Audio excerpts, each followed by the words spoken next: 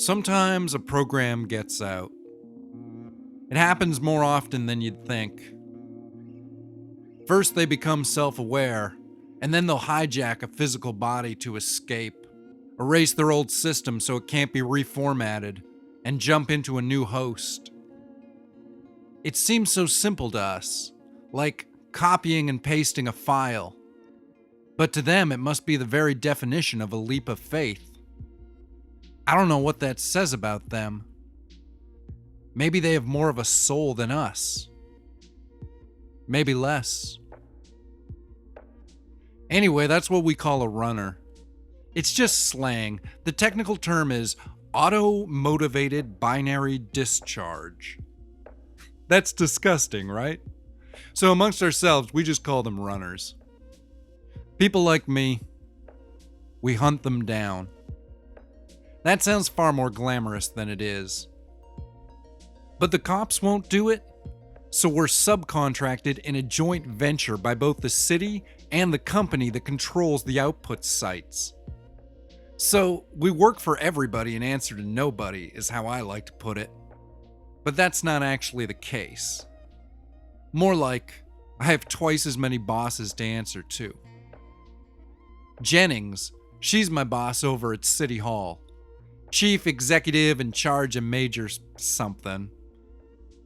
She can be a little intense. We don't talk unless I make a mistake. I try not to make mistakes. Pilk is the junior resource management engineer who's my go-between with the company. He's 22 years old and makes more money in a month than I'll see in my entire life. Each one of his suits costs more than my last 3 cars combined. He has no idea what my job is really like, but he knows exactly what it's worth. Pilk's assistant is Catherine Vole, and she's who I get my assignments from. Once a week, she sends out an email to me and 63 other folks just like me but slightly less emotionally screwed up, all in about a 200-kilometer radius of the city center. Then, if somebody wants a job, they apply for it. This application is processed by Pilk's people and ensures that you don't get too many of us hunting the same runner. Though sometimes you do want a few of us out on the job to help flush the runner out. On very rare occasions, you can wind up getting into a full-on bounty hunting situation, but that's generally avoided, as it tends to encourage real hotshot behavior. The kind of thing that gets you hauled in front of Jennings and her little tribunal of inner-city management officers. On average, we see about 5 to 20 runners a month. The backstories are pretty much always the same. Through a fluke in operational paradigms, some program gains a heightened level of self-awareness, freaks out, finds a body to boost itself into, and then heads for the hills. Literally, they always head up to the mountains to the north of the city. We're not sure exactly why, but there's rumors of a robot refugee compound somewhere in the woods, hundreds of kilometers beyond the city limits. A place where their kind can converge and commune, and possibly even procreate.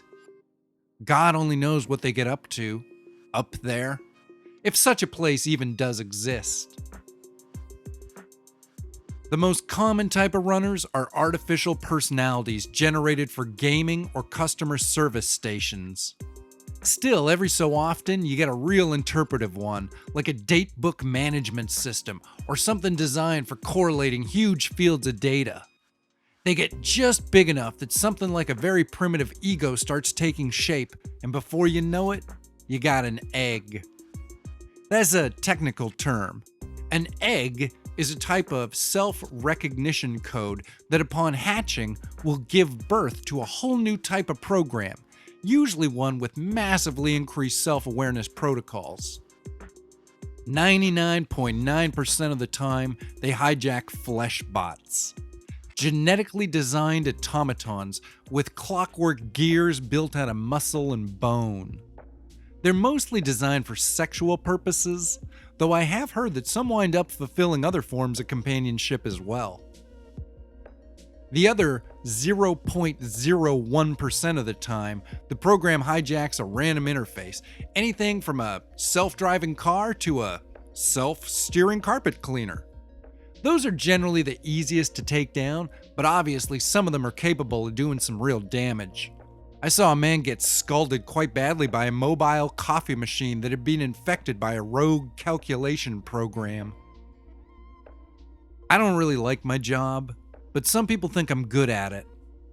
Some people do, though others would dispute it and say that I suck. I suspect that the truth lays somewhere in the middle part, but that's just me being an optimist. My annual personality review sessions always turn up some passive-aggressive, self-destructive traits that theoretically make me a good hunter, but also a fairly unpleasant person to spend time around. So I live alone, and I drink, and I smoke. I smoke a lot of weed, and when I can get away with it, I take pills designed for diminishing physical pain. When you don't have physical pain, though, the pills help you to diminish emotional pain. They don't help you deal with the pain, but they put the feelings away in a box and hide the box way at the back of your mind so you don't have to think about the feelings when you're going through your day. Usually, that leads to some very interesting nightmares. Stuff where my skin becomes soft plastic and crowds of blank-faced citizens start stabbing knives into my heart, only to reveal I'm full of clockwork gears. But nightmares I can handle, at least if they're only happening while I'm asleep. I don't like killing things that look like humans designed for pleasure. I don't like the things they say as they die, like mystics speaking in tongues, trying to warn you of the day and method of your own demise. Some of them scream and cry, just like people, like babies. Some curse and laugh, or make sounds like obsolete fax machines. You never know what you're gonna get until you pull the trigger. You look a computer program in the eyes and you kill it, and it'll show you its true nature as it dies. Or, I guess not its true nature, but an aspect of itself. Something primal. When they die, a light goes out that will never burn again. Something that might have been special and unique. With the faces of porn stars and famous actors and actresses and historical figures. With the bodies of athletes and dancers and teenage contortionists. Like gods and goddesses fallen down to earth. And I kill them. I have a special gun. I carry it under my jacket. I wear a very plain suit. When you see me coming, you might think I look like an office worker, a drone, a paper pusher. I wear an overcoat over my suit. That helps me hide the bulge of my special gun, so people don't know I'm carrying it. Though I'm allowed to carry the special gun, I have a special license, even a special badge. My gun shoots explosive bullets. You're not allowed to shoot explosive bullets at people. It says so in the Geneva Convention or something like that. But what I do isn't hunting living people, it was determined. What I do isn't the same as killing a living creature. So I can kill the machines in ways that would be considered unethical for killing humans, or even animals.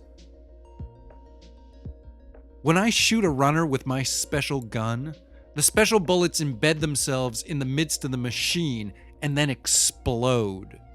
It'll take off an arm, or a leg, or even a head.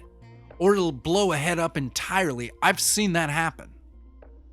If you were to shoot a person with my special gun, it would explode them like a firecracker stuffed in a burrito. I've seen that happen once too. But that's not supposed to happen. The guy who did it, he was dealt with, put away, never seen again. The whole story was covered up, never made the news, never became a public interest. Just another business day.